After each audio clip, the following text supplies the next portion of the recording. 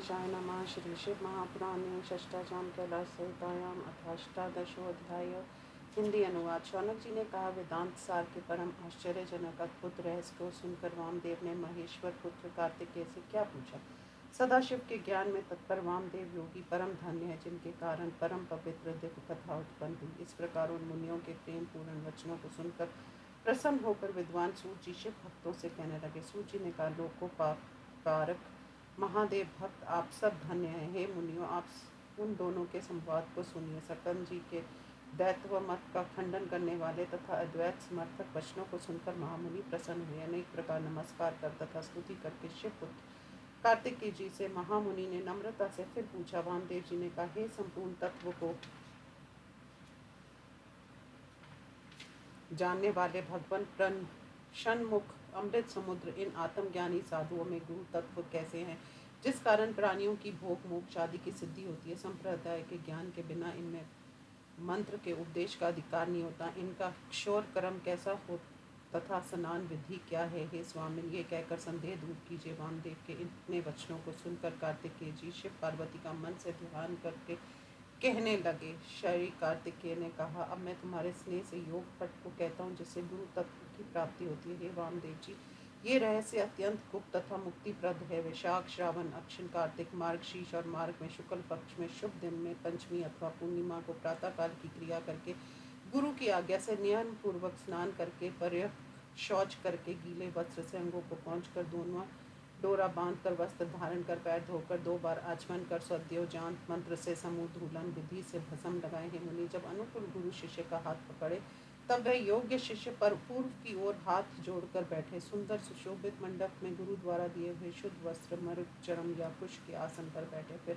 आचार्य आधार स्थित सहित शंख को अस्त्र मंत्र के से शुद्ध कर अनुकूल शिष्य के सामने रख दें। आधार सहित उस शंख की फूलों से पूजा कर कवच मंत्रों से उस पर जल चढ़ाएं। उस जल से उसे भरकर षडंग करम से प्रणव द्वारा उसका 7 बार अभिमंत्रण करें। गंध पुष्प आदि से पूजन कर धूप दीप दिखलाकर अस्त्र मंत्र से रक्षा कर कवच से उस शंख को लपेट दें। उसके बाद गुरु धेनु तथा शंख मुद्रा का प्रदर्शन कर फिर उस शंख को अपने सामने उत्तम स्थान पर रखें और पूजा के अधर विधान से सुंदर मंडल बनाकर उसे सुगंधित पुष्पों से पूजे। आधार को शुद्ध कर उस पर शुद्ध घड़ा रखे, धूप दे तथा उसे सुगंधित जल से भरे। हे मुनिवर, 5 वृक्षों की छाल तथा पत्र 5 प्रकार की मिट्टी से सुगंधित कर इसे लेपे। वस्त्र, आम के पत्ते, दूध का अगला भाग, नारियल फूल, इनसे कलश को सुशोभित करें। हे मुनिवर, उस कलश में पंचरत्न डाले। पंचरत्न के अभाव में भक्ति से सुवर्ण डाल दे। पंचरत्न नीलम, माणिक्य, सुवर्ण, मूंगा तथा गोमेद, ये पंचरत्न कहे जाते हैं। निर्मल सक का पहले उच्चारण और अंत में गलूम उच्चारण कर गुरु यथाविधि अनुकूल होकर पूजन करें। आधार शक्ति से आरंभ कर पूजा विधान के अनुसार पंचावरण प्रकार से देव का आवाहन करके पूजन करें। खीर का नैवेद्य अर्पित कर तांबूल आदि चढ़ाएं। 8 नामों से पूजा कर उसे अभिमंत्रित करें। 108 प्रणवों से ईशानादि पंच ब्रह्मा के मंत्रों से कलश की पूजा करें। कवच से कलश को लपेट कर भक्ति से धूप दीप दिखलाकर धेनु और योनि मुद्रा का प्रदर्शन करे। तब गुरु उस कलश के ऊपरी भाग को कुशों से ढककर मंडल के ईशान भाग में चाकोर मंडल बनाए। विधि पूर्वक उसके ऊपर सुंदर आसन बनाकर उसके ऊपर उस शिष्य को बिठाएं। फिर स्वस्ति वाचन करके उस कलश को उठाकर गुरु शिष्य के मस्तक पर अभिषेक करे। पहले ओंकार का उच्चारण कर शंख के जल से 5 ब्रह्मा तथा 7 ब्रह्मा से युक्त कर करें। सुंदर दीपक दिखलाकर वस्त्र से पहुँचकर उस शिष्य को नया डोरा से युक्त कौपीन तथा दुपट्टा धारण कराए। पैर धोकर 2 आचमन करके भस्म धारण कर गुरु अपने हाथ से उसके दोनों हाथ पकड़कर उस मंडप के भीतर ले जाकर गुरु उसके अंगों में विधि पूर्वक भस्म लगाकर उसके लिए रखे हुए आसन पर उसे बैठाएं। तत्व ज्ञान के इच्छुक शिष्य का बंधु के समान पूर्व विमुख बैठाकर निर्मल आत्म वाले गुरु अपने आसन पर बैठकर उस शिष्य से कहे, निर्मल आत्म वाले हो। उसके बाद गुरु मुहूर्त भर शांत मन में समस्थ्य होकर मैं परिपूर्ण शिव हूँ ऐसा सोचो कहे।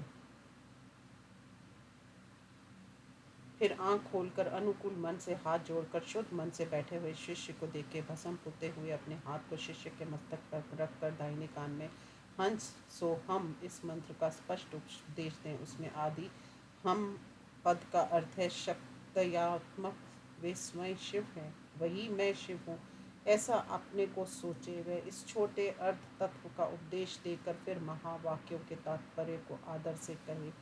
हे ब्राह्मण, उस महावाक्यों को मैं कहता हूँ, तुम सावधान बुद्धि होकर सुनो और उनको मन में धारण करो, ऐसा स्पष्ट कहे। इस प्रकार श्री शिव महापुराण में संन्यास पद्धति में शिष्य कारण विधि नामक 18वां अध्याय समाप्त। ओम नमः।